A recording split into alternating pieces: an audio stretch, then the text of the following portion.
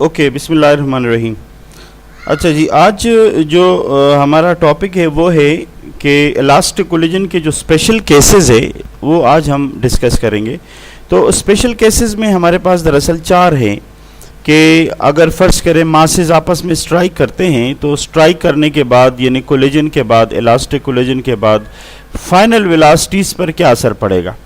तो उसके लिए सबसे पहले ज़रूरी है कि हमें मालूम हो कि जो एक्सप्रेशन है फाइनल वेलोसिटी के लिए वो सब बच्चों को मालूम हो। अगर वो एक्सप्रेशन आपको मालूम नहीं है तो फिर आप उसको आगे हल नहीं कर सकते।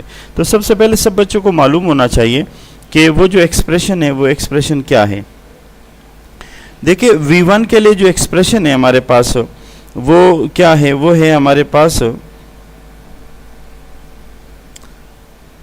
2m2u2 plus u1 into m1 minus m2 divided by m1 plus m2।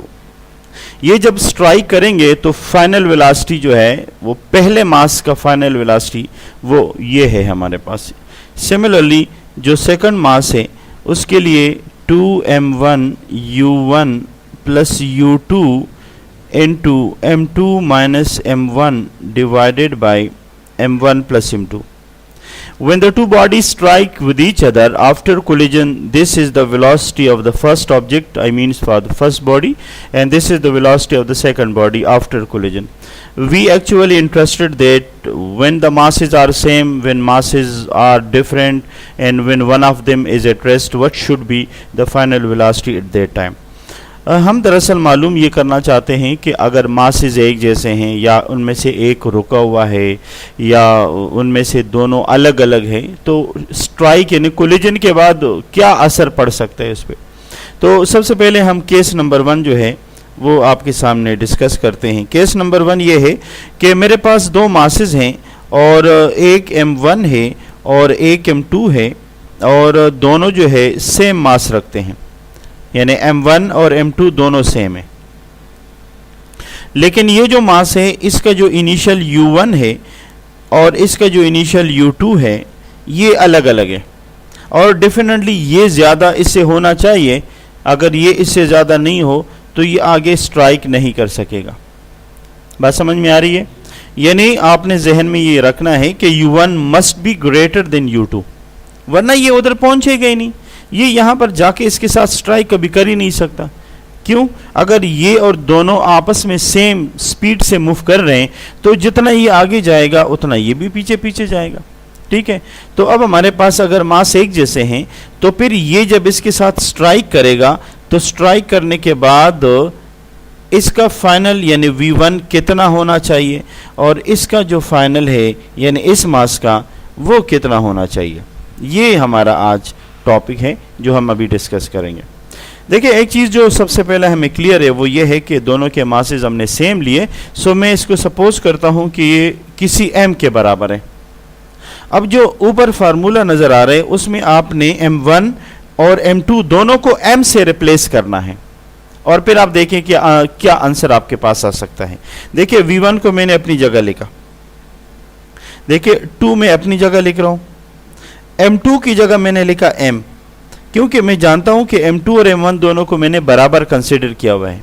ठीक है, और u2 आप अपनी जगह लगाएं, इसी तरह u1 अपनी जगह लगाएं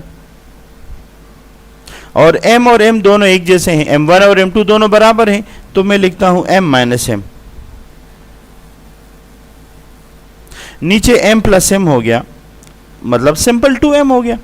ये चूंकि एक जैसे हैं तो ये दोनों आपस में हो गए 0 और इसने u1 को भी 0 कर दिया और आपको यहां मिला v1 equals to 2m u2 divided by 2m।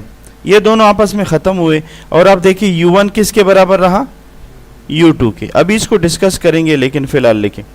अब हम इसमें भी वैल्यू लगाते हैं, इसमें लगाएंगे तो क्या होगा, देखिए v2 बराबर हुआ आपके पास, देखें this m1 will be m, क्योंकि मैं पहले मान चुका हूं और ये 2 और u1 अपनी जगह पर हम रखेंगे। सो 2m with u plus u time into again m and m are the same, m2 की जगह भी m लिखूंगा और m1 की जगह भी m लिखूंगा, so they will again cancel with each other. मुस्तकीम आपको समझ में आ रहे?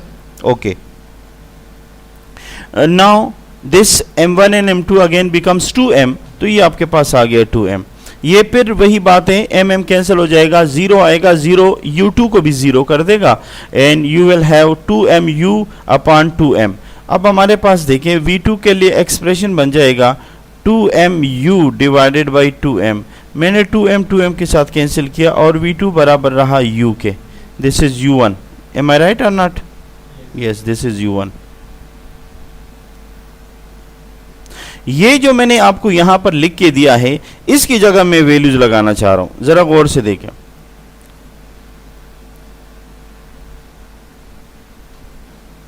अब इसका मतलब ये हुआ कि ये v1 किसके बराबर निकला? u2 के. तो ये नजर आ रहे हैं आपको?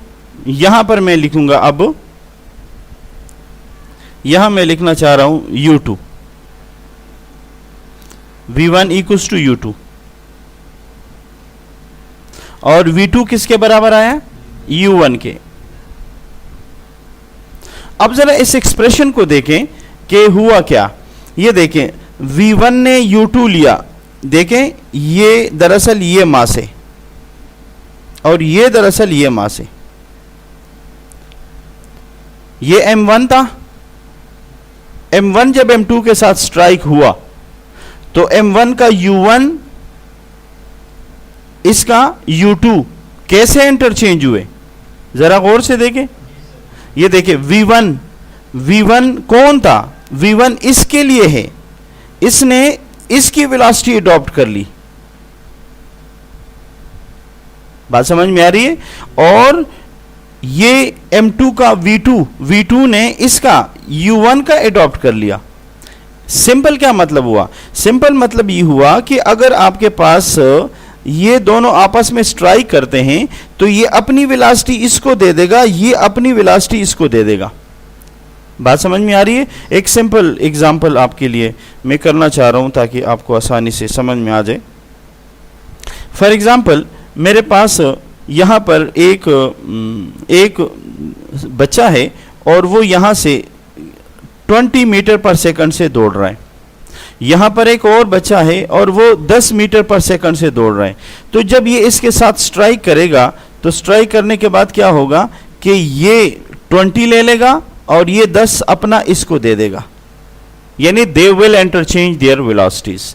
वो अपनी वेलोसिटीज को क्या करेगा? वो अपनी वेलोसिटीज को इंटरचेंज कर देगा. वेलोसिटीज को इंटरचेंज करने का मतलब यह है कि वो म्यूचुअली अंडरस्टैंडिंग करेंगे, यानी खुद अपना वाला इसको दे देंगे और उससे अपना वाला ले लेंगे. ठीक है? और ये है आपके पास केस नंबर 1. जरूरी नहीं आप इसको केस 2 भी कह सकते हैं, 3 भी कह सकते हैं, लेकिन when the masses are same and they strike with each other, as a result they will interchange their velocities. वो अपनी वेलोसिटीज को इंटरचेंज करेंगे. बात समझ में आ रही है?